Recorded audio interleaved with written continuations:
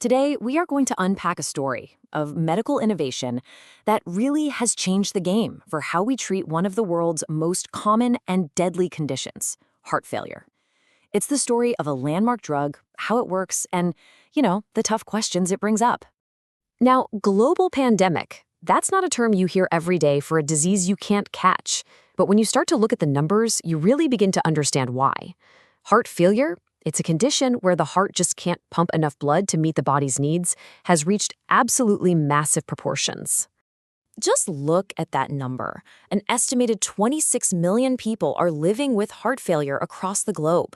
We're talking about a huge public health problem that puts an incredible strain on patients, their families, and, of course, our healthcare systems.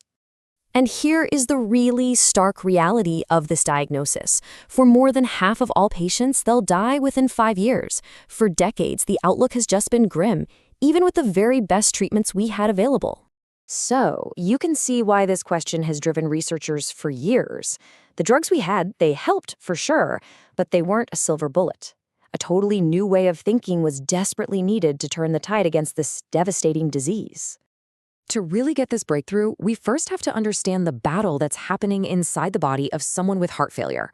It's basically a conflict between two really powerful hormonal systems. So on one side, you've got what's called the renin-angiotensin system, or RAAS for short. You can think of this as the harmful system. It tightens up blood vessels and makes the body hang on to salt and water, which puts even more strain on a heart that's already struggling. But on the other side, you have the helpful natriuretic peptide system. It does the complete opposite. It relaxes blood vessels and helps the body get rid of extra salt and water, which eases the heart's workload. For a really long time, the whole strategy was pretty simple. Just play defense. Standard drugs, like the very common ACE inhibitors and ARBs, focused only on blocking that harmful RAAS pathway. And look, it was a good strategy, but it was only fighting half the battle. So the big breakthrough, the real light bulb moment, came from a pretty simple but powerful idea. What if you could fight this battle on two fronts? What if you could block the bad system while at the same time you boost the good one? And that question led to a whole new class of drug, the angiotensin receptor neprilysin inhibitor, or ARNI. Yeah, it's a mouthful, I know, but the concept behind it is just brilliant. It's a two-in-one medicine designed to play both offense and defense for the heart. So here's how this clever dual action works. It's actually two drugs combined into one pill, Sacubitril and Valsartan. The Valsartan part, that plays defense. It blocks the harmful system just like the older drugs did. But the Sacubitril part, that's the offense. It stops an enzyme that breaks down the body's helpful peptides. So what's the result? You get less of the bad stuff and more of the good stuff protecting the heart. Now, a great idea in the lab is one thing, but the real test, the ultimate test, is always a big clinical trial. And for this new drug, that test was going to be a massive head-to-head competition against the reigning champion of heart failure treatments. It was called the Paradigm-HF trial. And this wasn't some small study, okay? We're talking over 8,400 patients in 47 countries. It directly compared the new ARNI against Enalapril, a go-to ACE inhibitor. And then, in a pretty dramatic turn, the independent monitors stopped the trial early. Why would they do that? Because the results were so overwhelmingly positive for the new drug that it was actually considered unethical to keep giving the other group the older medicine. And let's be clear, this was not a narrow victory. It wasn't even close. The new drug was decisively, without a doubt, superior to the standard of care. So what the trial was looking for was a combination of things, either death from a cardiovascular cause or being hospitalized for heart failure. The new drug caught the risk of either of those things happening by a staggering 20% compared to the gold standard.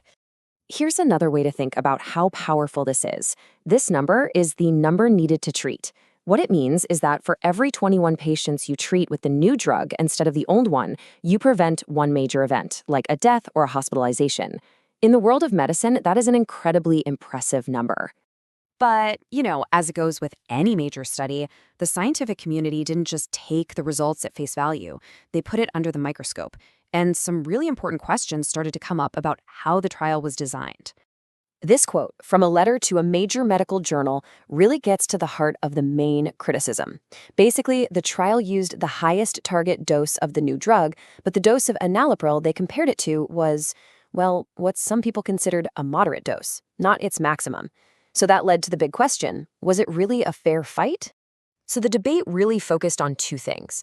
First, that dosage. Critics argued, hey, maybe a higher dose of enalapril would have closed the gap. Second was blood pressure. The new drug lowered blood pressure a little bit more. Could that alone explain the better outcomes? Well, the trial's investigators pushed back. They said the enalapril dose they used was based on what worked in other big trials, and their analysis showed the small blood pressure difference wasn't the main reason for the drug's success. Okay, so setting aside the scientific debate for a minute, what does all of this actually mean for patients? What's the real bottom line here? Let's put this survival benefit in really simple terms. Imagine you have 100 people on the standard treatment. After about 2 years, you'd expect 80 of them to still be alive. Now, with the new drug, that number is 83. That's an extra 3 people out of every 100 still alive after 2 years. That is a real, meaningful, life-saving difference. So this brings us to the trade-off, the conversation every patient has to have. In one corner, you have these powerful benefits, a longer life, fewer hospitalizations, and even less of that nagging cough that's so common with the older drugs. But in the other corner, you have the downsides, a higher chance of feeling dizzy from the lower blood pressure, and one very big hurdle, the cost. You can almost see this story in the pills themselves. On one side, a simple, generic pill. On the other, the new, branded medication. One represents an inexpensive, established treatment. The other represents cutting-edge and expensive innovation. And the numbers here are, well, they're dramatic. A month's supply of generic Enalapril can cost less than $10. The new Arni, on the other hand, without good insurance, could be around $450 a month. That price difference creates a huge barrier and a really difficult choice for a lot of patients. And that leaves us with the ultimate question, doesn't it? We have a drug that is, without a doubt, a landmark achievement. It offers patients with a deadly disease the most precious thing there is, more time. So the question we all have to grapple with is, what is that worth? And how do we make sure that breakthroughs like this one can get to everyone who needs them?